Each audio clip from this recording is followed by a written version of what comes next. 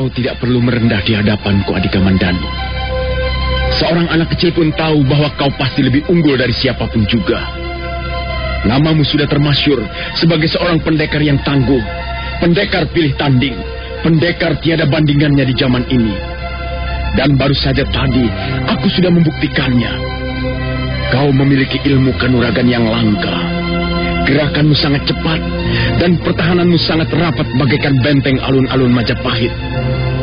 Tidak percuma pemerintah Majapahit menggajimu sebagai seorang panglima perang. Sudahlah Kakang Dwipangga. Aku tidak senang mendengar olok-olok seperti ini. Adhika Mandanu. Iya Kakang. Setelah sekian lama berpisah, setelah sekian tahun kita hidup dalam dunia kita masing-masing, kau hidup sebagai seorang prajurit Majapahit, sementara aku hidup sebagai seorang pengembara, seorang gembel jalanan yang tidak ketahuan juntrungannya. Selama ini kita hidup menuruti jalan kita masing-masing. Dan sekarang, ternyata Sang Hyang Widi mempertemukan kita kembali. Sungguh-sungguh peristiwa yang sangat menggembirakan. Arya Dwipangga dan Arya Kamandanu kembali bertemu dan bercakap-cakap di halaman rumah almarhum Empu Hanggareksa. Aku pun merasa gembira, Kakang. Aku sama sekali tidak menduga pertemuan seperti ini akan terjadi di antara kita berdua. Selama ini aku menganggapmu telah tiada lagi. Nah, Adhika Mandanu, kalau misalnya kau dapat mendengar detak jantungku, kalau misalnya kau dapat mendengar debur darahku, sungguh-sungguh aku merindukanmu. Aku ingin mendekapmu, seperti ketika kita masih kanak-kanak dulu. Aku ingin memelukmu sebagai seorang adik kandungku. Marilah, Adhika Mandanu. Marilah kita lupakan segala peristiwa lama. Dan marilah kita saling berdekapan sebagaimana seorang saudara kandung. Ayolah, Adhika Mandanu. Marilah. Aku ingin memelukmu sekali ini saja. Berilah aku kesempatan untuk mendekap adik kandungmu sendiri.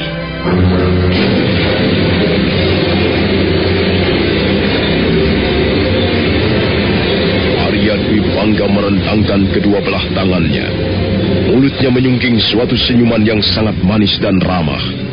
Sementara itu Arya Kamandanu nampak ragu-ragu. Hatinya menjadi berdebar-debar. Tapi debar di hatinya itu kemudian lenyap sirna begitu melihat senyuman Arya Dwipangga yang ramah sambil merentangkan kedua belah lengannya. Arya Kamandanu maju setindak. Dia sama sekali tidak menyadari bahaya maut yang mengancam nyawanya. Karena pada saat itu, sesungguhnya Arya Dwipangga dengan licik telah menyiapkan ajian Kidung Pamungkas.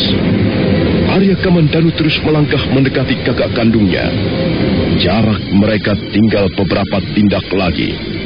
Pada saat Arya Kamandanu hendak menubruk Arya Dwipangga, mendadak Sakawuni muncul dari balik bayangan pohon-pohon liar. Tunggu, Kakak. Tunggu dulu.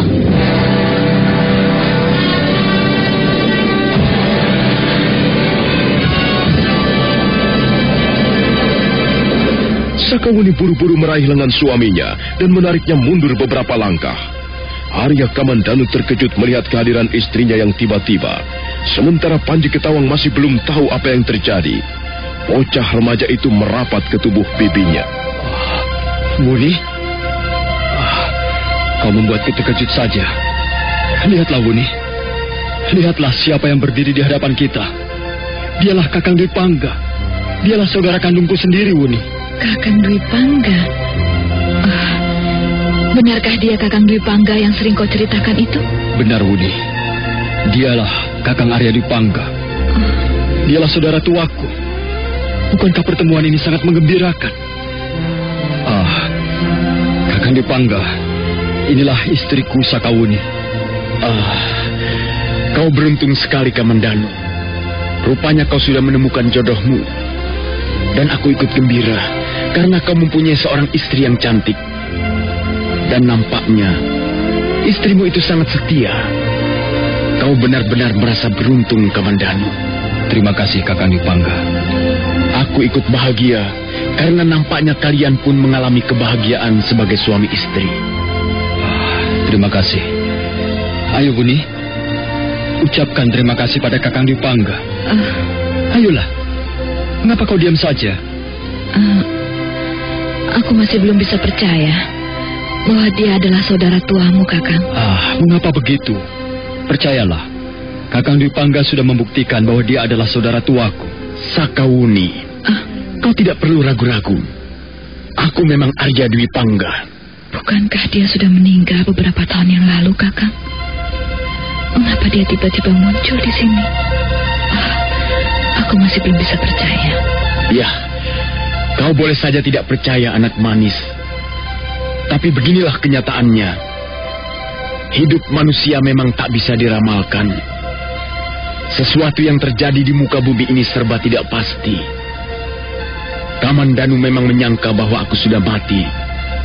Tapi nyatanya, aku masih segar bugar. Lihatlah, aku masih segar bugar seperti seorang perjaka remaja. Maafkan istriku, Kakang. Nampaknya dia belum bisa menerima kabar gembira ini. Tapi aku akan terus memberinya pengertian. Suatu saat nanti dia pasti akan mau mengakuimu sebagai Arya Dwi Pangga, saudara kandungku sendiri. Tidak apa, Kamandanu. Dia sayang padamu. Aku tahu perempuan itu sangat mencintaimu. Nah, adik Kamandanu, ayolah, marilah kita saling berdekapan barang sekejap. Marilah kita lupakan masa lalu kita yang hitam, yang penuh kepedihan dengan saling berdekapan. Jangan, Kakang. Jangan lakukan itu. Aku belum percaya maksudmu sebaiknya. Sudahlah, Budi. Kau tidak perlu khawatir. Kami adalah saudara kandung. Kami memang sejak lama tidak bertemu. Apa salahnya kami saling berpelukan barang sejenak? Sudahlah. Hilangkan segala prasangkamu yang buruk. Kakang Dwi Pangga tidak akan mempunyai maksud apa-apa. Sekali lagi maafkanlah istriku, Kakang. Tidak apa, Kamandanu. Rupanya dia mengkhawatirkan keselamatanmu. Dan itu tandanya dia sangat mencintaimu. Semua perempuan begitu. Maksud saya, semua perempuan yang mempunyai watak-watak yang baik, dia pasti sangat mengkhawatirkan keselamatan suaminya. Kau seharusnya bangga mempunyai istri seperti Sakawuni. Sekali lagi, terima kasih Kakang Dwi Pangga.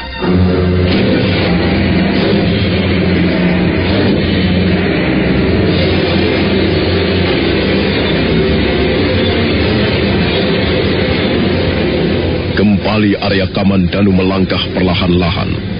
Sakawuni menjadi gelisah. Dia menangkap isyarat-isyarat bahaya yang mengancam keselamatan suaminya. Tapi nampaknya Arya Kamandanu sama sekali tidak menyadari bahaya tersebut. Dia terus melangkah mendekati Arya Dwi Pangga. Sementara itu Arya Dwi Pangga diam-diam menyiapkan ilmu pukulan Kidung Pamungkas. Diam-diam dia sudah membaca mantra-mantra Kidung Pamungkas. Arya Kamandanu melangkah semakin dekat. Dan ketika jarak mereka tinggal 2 tindak lagi, tangan Arya Kamandanu terentang. Pada saat itulah, Arya Dwi Pangga mengerahkan seluruh tenaganya untuk melontarkan pukulan Kidung Pamungkas.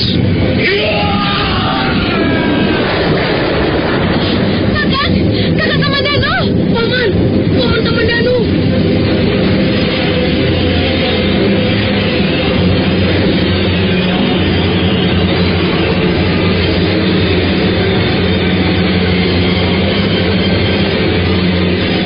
Arya Kamandanu hanya sempat terkejut sebentar. Selanjutnya dia merasakan dadanya seperti ditimpa bongkahan batu padas yang sedang terbakar. Tubuhnya terpelanting ke belakang dan jatuh tersungkur ke atas semak belukar. Sakawuni segera berlari menghampiri suaminya. Demikian pula Panji Ketawang. Sementara itu Arya Dwi Pangga masih tegak berdiri menantang. Lagi-lagi mulutnya menyungking sebuah senyuman tipis. Senyuman yang sangat jahat dan keji. Kakak Kamandanu! Kakak! Paman Kamandanu. Jahat sekali orang itu. Mengapa dia tiba-tiba memukulmu, Paman? Kakak Kamandanu. dadaku. Dadaku sesak sekali. Aku hampir tak bisa bernapas. Kakang, kau pasti terluka dalam. Apakah kau bisa mengatasinya, Kakang? Aku akan berusaha, Wuni. Aku akan berusaha mengatasi luka dalam ini. Sama sekali tidak menduganya. Rupanya Kakang Dewapangga masih menaruh dendam kepadaku. Kurang ajar kau, Arya Dewapangga. Mengapa kau melakukannya? Mengapa kau menempuh cara begitu keji? Kalau kau ingin bertanding, mengapa kau tidak melakukannya secara satria? Kau benar-benar seorang manusia berhati busuk. Sabar, Sakawuni. Tenanglah. Aku tidak terima. Kau telah membokong suamiku. Kau telah melicikinya. Kau ingin membunuhnya, bukan? Kau masih menaruh dendam kepada suamiku, bukan? Dasar manusia iblis. Kau tidak akan pernah menang melawan Kakang Kamandanu selama kau bertarung dengan jantan. Kau bukan lawan tandingnya, Arya Dewapangga. Tutup mulutmu, Sakawuni. Atau kau ingin merasakan pukulanku ini? Kau sudah berlaku curang. Dan aku paling benci melihat seorang pendekar berlaku curang. Sekarang hadapilah aku. Hadapilah Sakawuni. Hiya! Hiya! Hiya! Hiya!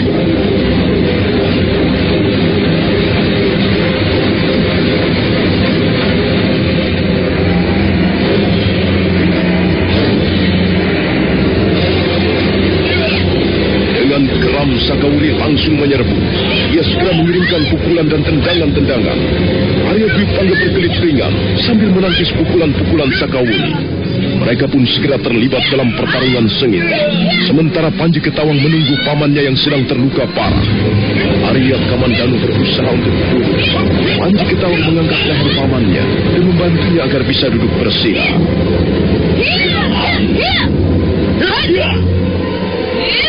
Sakawuni terus maju menggebrak lawannya. Karena sudah beberapa kali gagal, Sakawuni menjadi sangat berang. Mendadak dia melompat mundur, kemudian menutup kedua belah telinganya. Perlahan-lahan dia mendengar suara-suara dari kejauhan. Suara angin menderu-deru. Itulah pertanda pendekar wanita itu akan mengeluarkan jurus angin lengan seribu. Ayo pendekar busuk. Ayo Dewapangga. Kalau kau memang benar-benar pendekar berhati jantan, kau pasti tidak akan lari sebagaimana seorang pengecut. Ayo, hadapilah aku. Sekarang terimalah pukulan-pukulanku.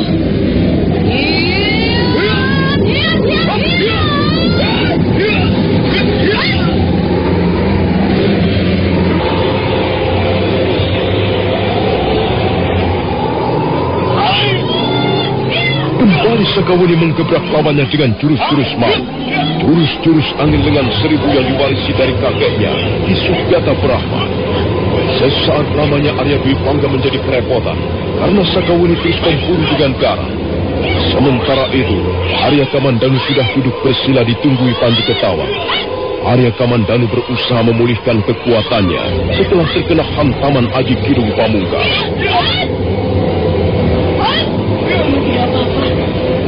Diamlah, Panji. Diam dan duduklah di sini. Jangan mengganggu aku. Arya Kamandanu berusaha mengatur pernapasannya. Dia mengerahkan kekuatan gaib, ular naga Puspa Kresna yang pernah ditundukkannya beberapa waktu yang lalu. Kedua belah matanya terpejam dengan rapat. Giginya gemeretak, dan wajahnya menjadi merah padam. Kemudian disusul tubuhnya bergetar dengan hebat. Perlahan-lahan dia dapat merasakan sebuah kekuatan dahsyat mulai muncul dari dasar jiwanya. Itulah kekuatan ular naga Puspa Kresna yang telah menyatu di dalam tubuhnya.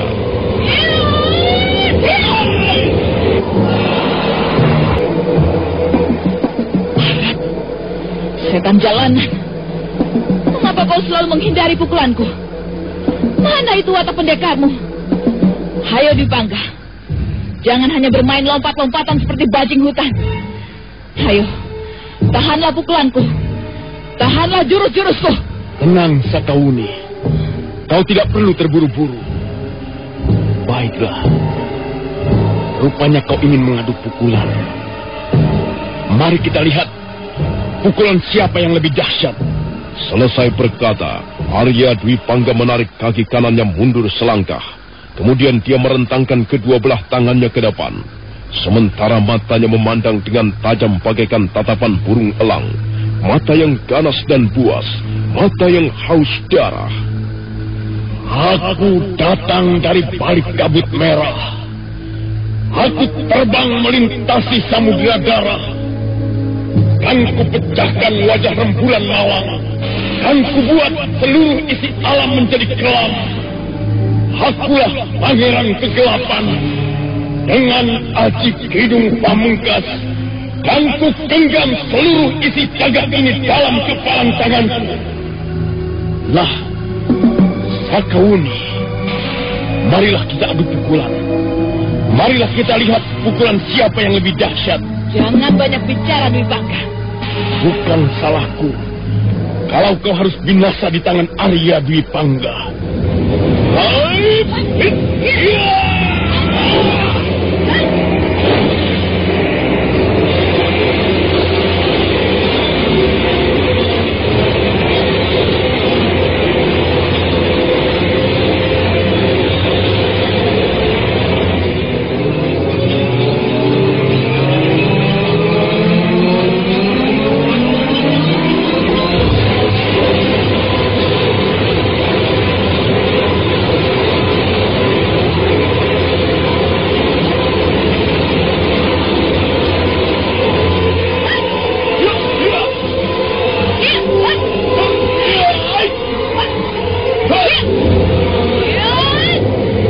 Pertarungan berlangsung kembali dengan lebih sengit.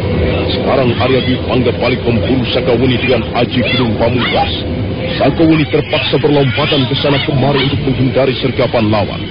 Dia tahu bahwa lawannya kali ini menggunakan ilmu pukulan yang lebih dahsyat. Dia sengaja menghindari benturan. Tapi lama-kelamaan pertahanannya menjadi kedodoran juga. Sakawuni terpaksa bergulingan di atas tanah setiap kali Arya Dwi Pangga mengirimkan pukulan-pukulan beruntun. Dan menginjak jurus yang ke-14, Sakawuni sedikit lengah dan lambat. Dia terlambat menarik kakinya selangkah. Dan pada saat itulah, Arya Dwi Pangga menghambur sambil mengirimkan pukulan hidung pamungkasnya. Arya Kamandanu yang waktu itu sudah berhasil memulihkan kekuatannya menjadi sangat terkejut. Sementak dia melompat ke tengah-tengah gelanggang pertarungan.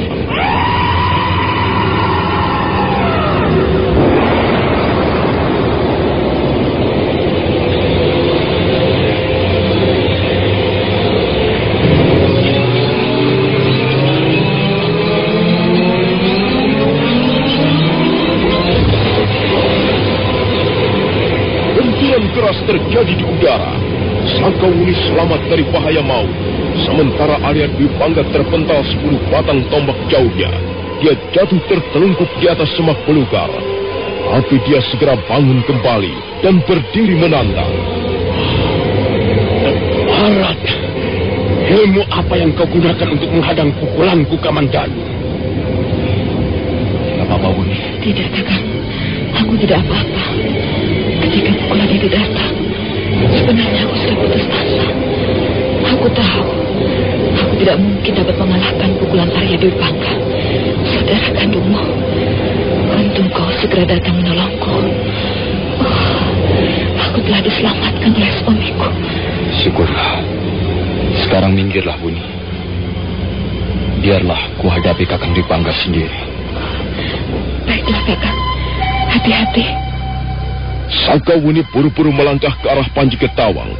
Dan mereka berdua melihat Arya Kamandanu berjalan menghampiri Arya Dwi Pangga yang masih tegak berdiri menantang. Kakang Dwi Pangga, sebenarnya aku tidak menginginkan hal ini terjadi. Bukan kau yang menginginkan, Kamandanu. Tapi aku. Sudah sejak lama aku menunggu kesempatan ini. Rupanya kau masih menaruh dendam kepadaku. Benar, Kamandanu. 10 tahun ku jelajahi permukaan bumi yang semakin tua dan menyebalkan.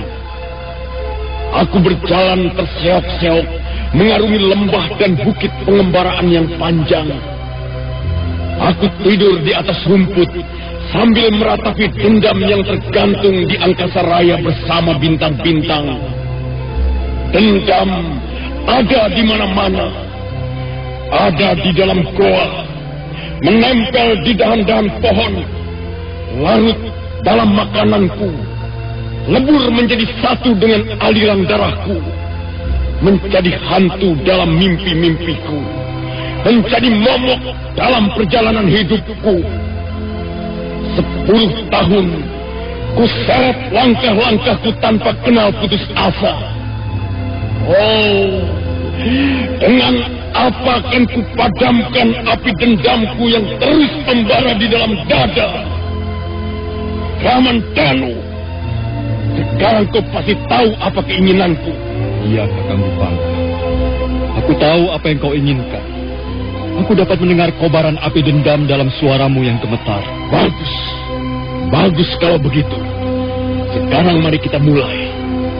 Kalau tadi kau dapat menyelamatkan dirimu dari Aji Kidung Pamungkas, maka sekarang Dewa Keberuntungan belum tentu berpihak kepadamu. Ayo, Kamandan, bersiaplah. Tunggu, Kakang Dipangga. Tunggu dulu. Mengapa kita harus menempuh jalan seperti ini? Apakah tidak ada jalan lain yang lebih lapang dan aman? Kau takut? Tidak. Aku sama sekali tidak takut. Aku hanya sangat menyayangkan kalau sampai salah seorang di antara kita menjadi korban. Aku tidak peduli. Aku sudah terlalu lelah membawa-bawa api dendamku ini. Sekarang aku akan memadamkannya. Malam ini juga, api dendam itu harus sirna. Aku menawarkan sesuatu yang lain, Kakang Dipangga. Sesuatu yang lebih berharga. Sesuatu yang barangkali membuat hidup kita menjadi lebih baik. Aku tolak tawaranmu, Kamandanu. Kakang Dipangga, sebenarnya aku tidak menyimpan api permusuhan kepadamu. Sebenarnya aku tetap menganggapmu sebagai saudara tuaku, saudara kandungku. Aku sama sekali tidak membencimu. Aku bahkan sangat gembira karena kita telah dipertemukan kembali oleh Sang Hyang Widi. Kamandanu, kau tidak perlu ngomong ngalor ngidul. Bagiku semuanya sudah cukup. Dulu aku seorang laki-laki yang lemah dan tidak berdaya. Itulah sebabnya kau dapat dengan mudah berlaku sewenang-wenang kepada Arya Dipangga. Kau tendang mukaku sampai babak belur. Kau remukkan tulang-tulangku. Kau buat tangan kiriku jadi semper. Kau hina dan kau jatuhkan martabatku habis-habisan. Tapi itu dulu, Kamandanu. Sekarang kau tidak mungkin dapat mengulanginya kembali. Sebaliknya, sekarang akulah yang ganti akan membuat martabatmu melorot sampai ke tingkat paling rendah. Kakang Dipangga, tak ada peristiwa tanpa sebab musabab. Dulu kita hidup berdampingan secara damai sebagai dua orang bocah. Kemudian kita tumbuh menjadi dua orang pemuda yang terus meningkat menjadi dewasa. Lalu terjadilah peristiwa itu. Peristiwa yang merenggangkan tali persaudaraan kita. Ya, tali persaudaraan kita bukan hanya menjadi renggang, tapi sudah putus. Sama sekali putus. Dan aku sama sekali tidak pernah menyesalinya. Pada saat menyadari tangan kiriku menjadi semper, maka saat itu juga Arya Kamandanu bukan lagi menjadi adik kandung Arya Dipangga. Aku menyesal sekali, Kakang. Saat itu aku benar-benar terburu nafsu. Saat itu kau boleh merasa paling jago, Kamandanu. Tapi sekarang tidak. Kakang Dipangga, apa kau sudah melupakan pesan ibunda dan ayahanda Hanggareksa? Beliau pernah berpesan agar kita selalu hidup rukun berdampingan, sebagaimana layaknya dua orang saudara kandung. Diam! Aku tidak butuh mendengar kau mengoceh tentang orang-orang yang sudah mati. Bagiku semuanya sudah cukup. Sekarang marilah kita selesaikan urusan lama. Ayo, bersiaplah Kamandanu. Ayo kita segera bertarung. Kamandanu, ayo bersiaplah. Cabutlah pedangmu itu. Konon kabarnya kau mempunyai sebilah pedang yang ampuh, bagaikan senjata milik para dewa. Ayo, pergunakanlah pedangmu itu untuk bertarung dengan Dipangga. Tidak, Kakang Dipangga. Aku tidak ingin bertarung denganmu. Oh, Kamandanu. Kamandanu. Sejak dulu kau memang seorang laki-laki yang sombong. Sejak dulu kau selalu memandang dengan sebelah mata kepadaku. Kakang Dwi-Pangga. Sudah. Mau tidak mau kau harus bertarung dengan Arya Dwi-Pangga.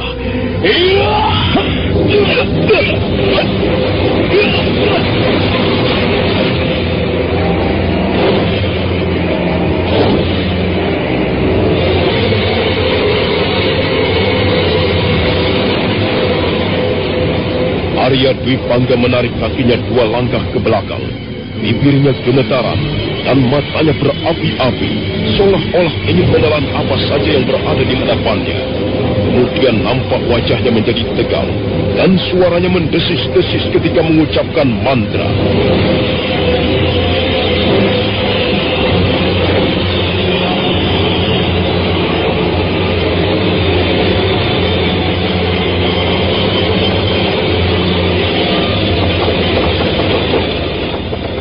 Aku datang dari balik kabut merah.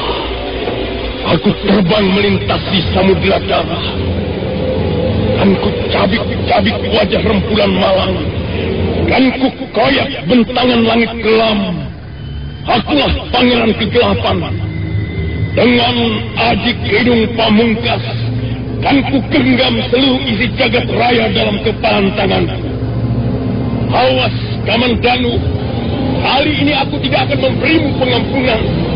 Kalau kau tidak ingin binasa, kau harus mengambil langkah 1000.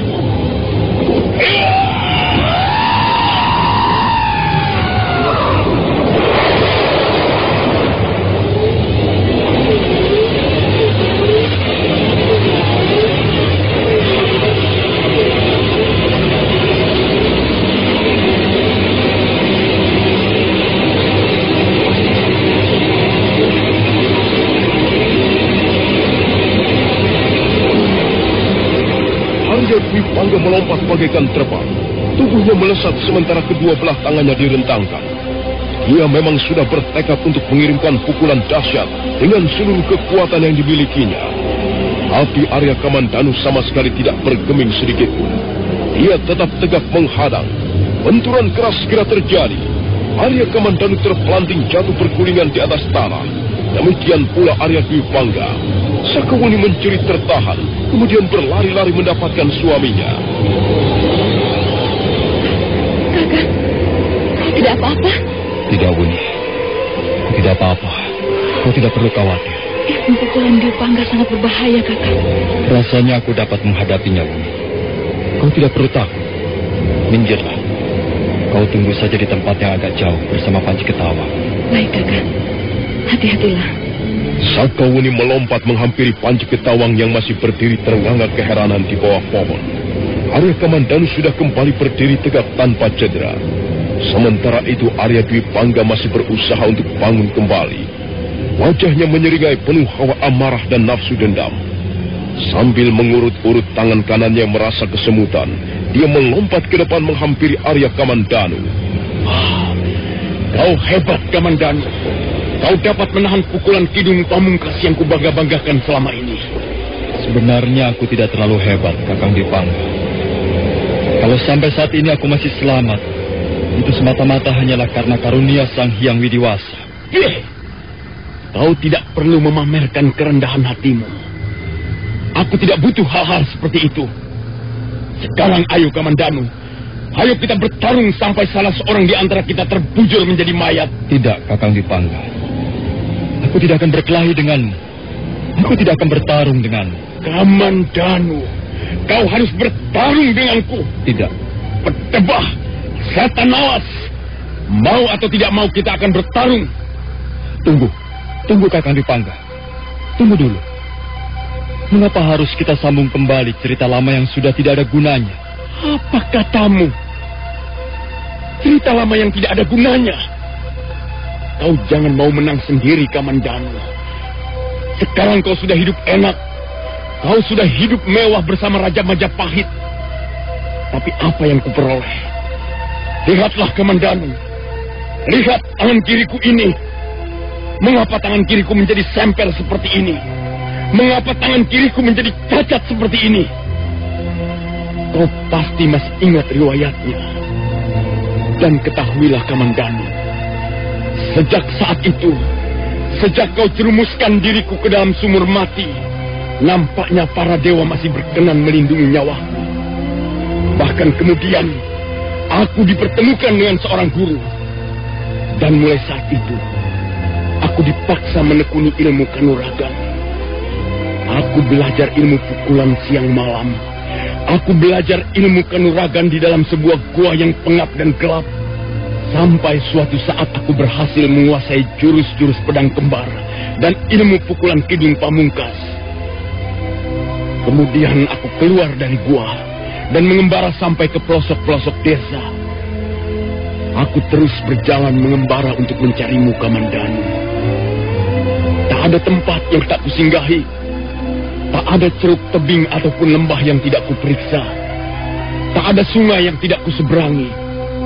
Aku terus mencarimu siang malam. Sampai sekarang saatnya tiba. Dan aku sudah bertekad untuk menyelesaikan cerita lama kita yang kita bawa bersama-sama dari Kurawan. Aku tidak akan mundur barang setapak. Aku tidak akan menyerah begitu saja. Aku tahu kau mempunyai ilmu langka. Tapi Arya Dwi Pangga bukan laki-laki pengecut. Bukan laki-laki penakut seperti yang pernah kau kenal dulu. Ayo, Kamandanu, kita mulai lagi. Tunggu, Kakang Dwi Pangga. Tunggu dulu. Ayo, kita bertarung sekarang. Cepat keluarkan pedangmu yang ampuh itu. Kita bertarung habis-habisan. Kakang Dwi Pangga, aku masih belum putus asa. Aku akan tetap pada pendirianku. Kita tidak akan bertarung. Berdebah kau, Kamandanu.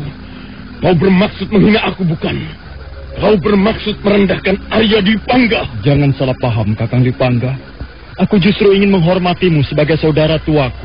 Aku tidak butuh penghormatanmu. Sejak tanganku kau buat semper, Arya Kamandanu bukan lagi saudara kandung Arya Dwi Pangga. Mungkin sudah nasib kita harus ditakdirkan sebagai musuh bebuyutan. Aku tidak pernah memusuhimu, Kakang. Kau telah menghancurkan hidupku, Kamandanu. Kau telah merampas segalanya yang pernah kumiliki. Apakah bukan sebaliknya, Kakang Dwi Pangga?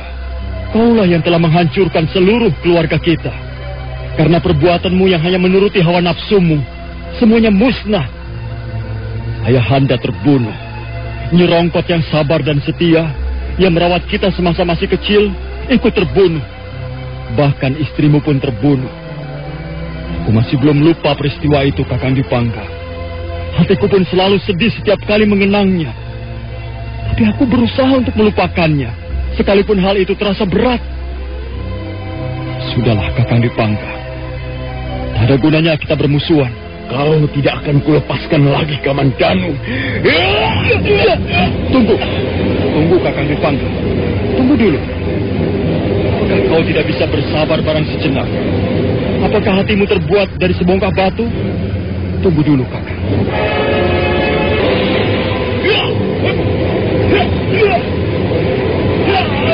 Arya Dwi Pangga menyerang dengan ganas. Dia menyergap Arya Kamandanu dengan gempuran-gempuran beruntun yang sudah dilampari ilmu kidung pamungkas. Arya Kamandanu menghadang serangan saudara tuanya dengan tenang. Kadangkala dia membuang tubuhnya ke kiri ataupun ke kanan. Sekali waktu dia melompat ke udara, kemudian hinggap dengan cantik di atas sebongkah batu. Pertarungan berlangsung dengan sengit.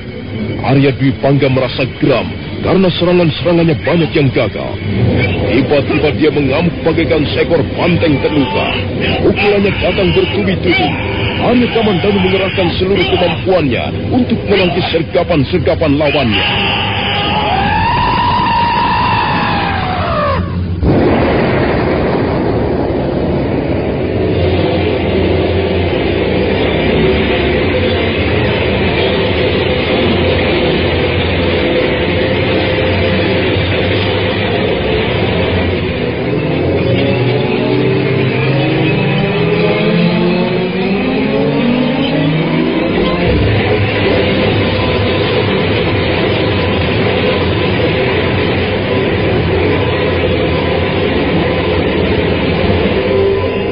Telapak tangan Arya Dwi Pangga meluncur dengan deras. Pukulan kidung pamungkas membentur dada Arya Kamandanu. Arya Kamandanu hanya terdesak ke belakang sedikit, tapi dia masih tetap berdiri tegar. Arya Dwi Pangga meringis kesakitan. Telapak tangan kanannya kesemutan. dan matanya menjadi agak berkunang-kunang. Ilmu apa yang dimiliki si Kamandanu? Ilmu iblis dari mana yang sekarang dikuasainya? Pukulan Kidung Pamungkasku sama sekali tidak mempan. Tapi akan kucoba lagi. Aku harus dapat memukul roboh si jahanam terkutuk itu. Arya Dwi Pangga melompat mundur sejauh 3 batang tombak. Kemudian kembali dia mempersiapkan pukulan Kidung Pamungkas. Sementara itu Arya Kamandanu tetap tegak berdiri menantang. Sosok tubuhnya bagaikan tonggak kayu hutan yang kokoh perkasa, yang sudah berdiri di situ ratusan tahun lamanya. Tahan lagi pukulanku ini, Arya Kamandanu.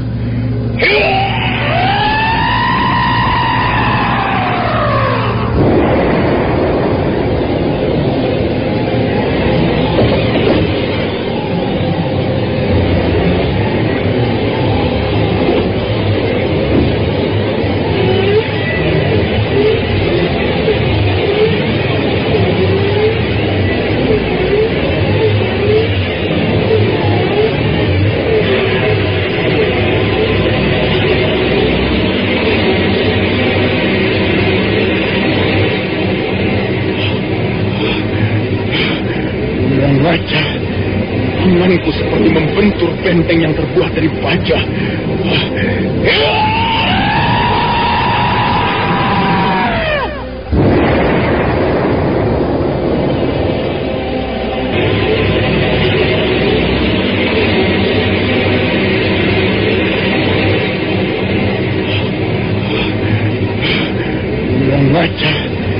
Tanganku seperti membentur benteng yang terbuat dari baja.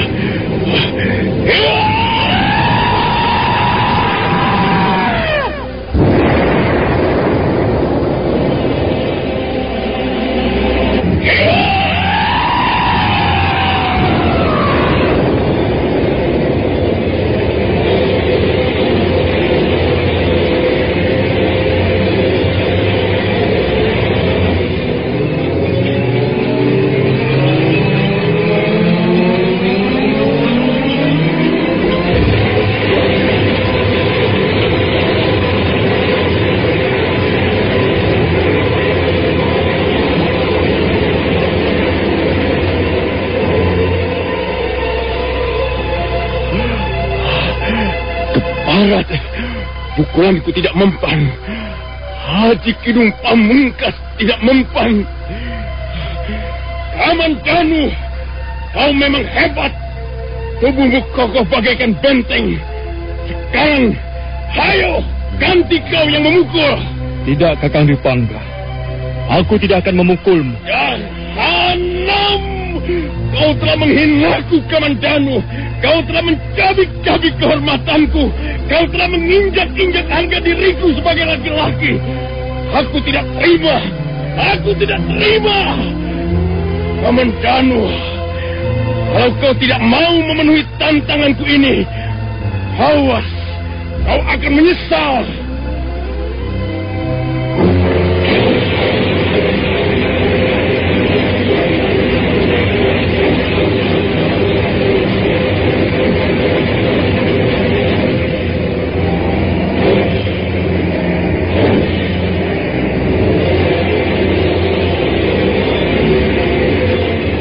Arya Dwi Pangga mundur selangkah. Kembali dia mempersiapkan pukulan Kidung Pamungkas. Sementara itu Arya Kamandanu tetap berdiri tegak menunggu. Arya Dwi Pangga menyeringai penuh kelicikan. Mendadak dia melompat ke arah Sakawuni sambil merentangkan kedua belah tangannya ke depan. Awas, Wuni!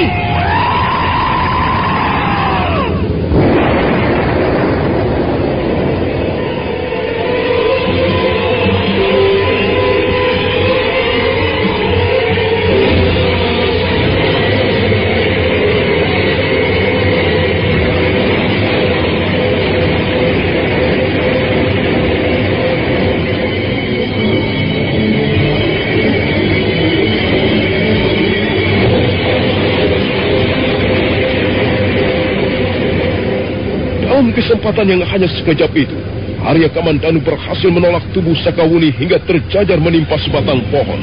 Tapi nyawa istrinya itu dapat diselamatkan dan pukulan Kidung Pamungkas menerpa ruangan kosong. Arya Kamandanu menjadi sangat marah melihat kelicikan saudara kandungnya itu. Kakang Dipangga, tidak kusangka kau sampai hati berbuat selicik ini. Baiklah, sekarang akan kulayani tantanganmu.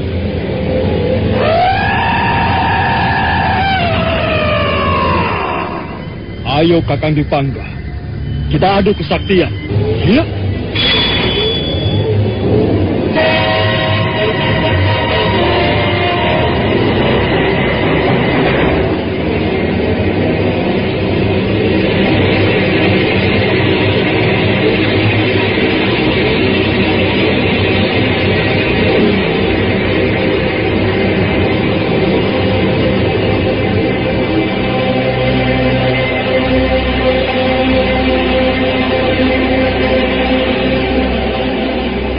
Sekarang pedang naga puspa telah keluar dari warangkanya. Pamor pedang berwarna kebiru-biruan, dan sinar biru itu memancar ke sekitarnya, sebagian menerangi wajah Arya Kamandanu sendiri. Dalam keadaan seperti itu, Arya Kamandanu nampak bagaikan Batara Guru menggenggam Trisula, atau Batara Brahma yang ingin menunjukkan kekuasaannya di atas permukaan bumi. Arya Dwipangga terpana sesaat lamanya. Mulutnya ternganga dan matanya mendelik, seolah-olah tidak percaya dengan apa yang sedang disaksikannya. Ayo Kakang Dipangga, sekarang aku tidak bisa menolak tantanganmu.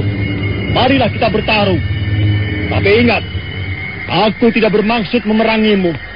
Aku hanya ingin menumpas kelicikan dan kecurangan yang bersemayam di dalam watak dan perangaimu.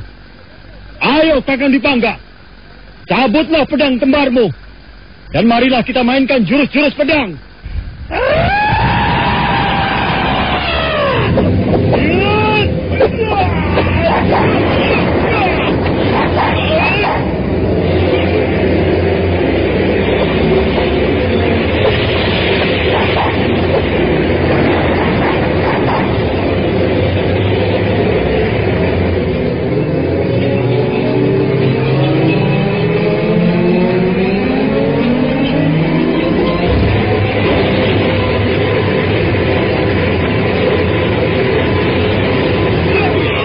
Arya Kamandanu melompat menyergap Arya Dwipangga.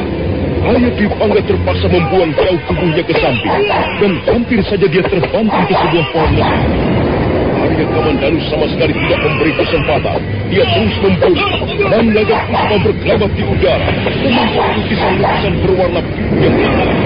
Arya Kamandanu memainkan jurus-jurus pedang naga puspa tahap ketiga dengan manisnya, dengan gerakannya indah dan terperinci. Hati di balik keindahannya tersimpan siap dan mematikan.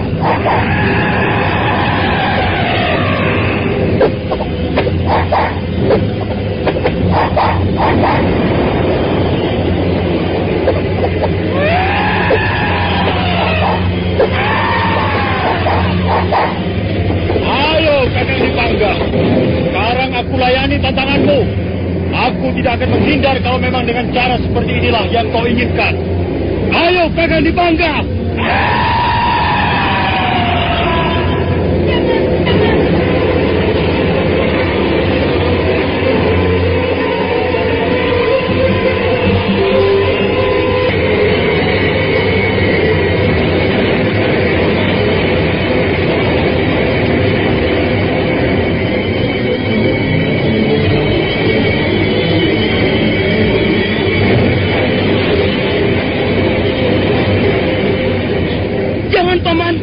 Hentikanlah.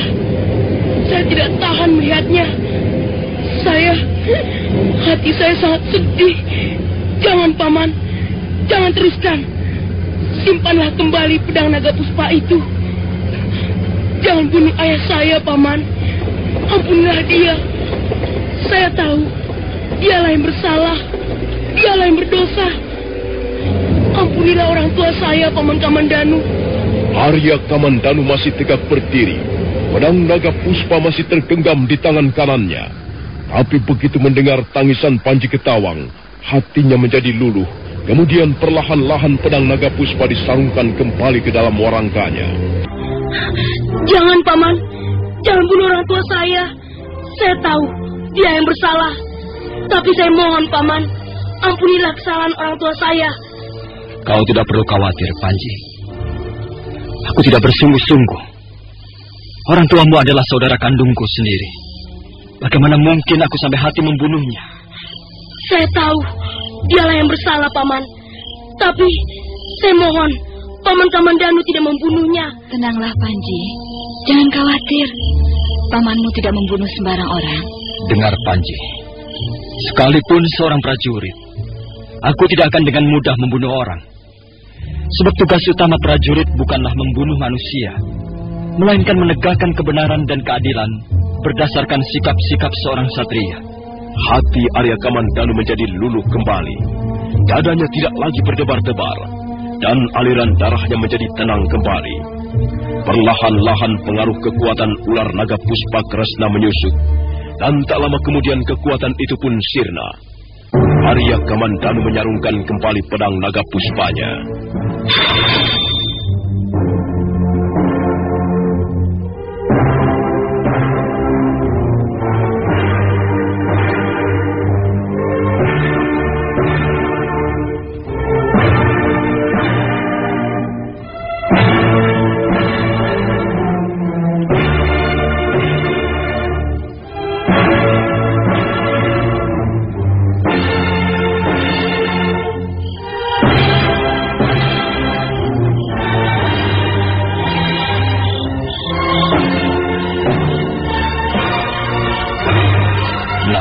Panji, sekarang bangkitlah.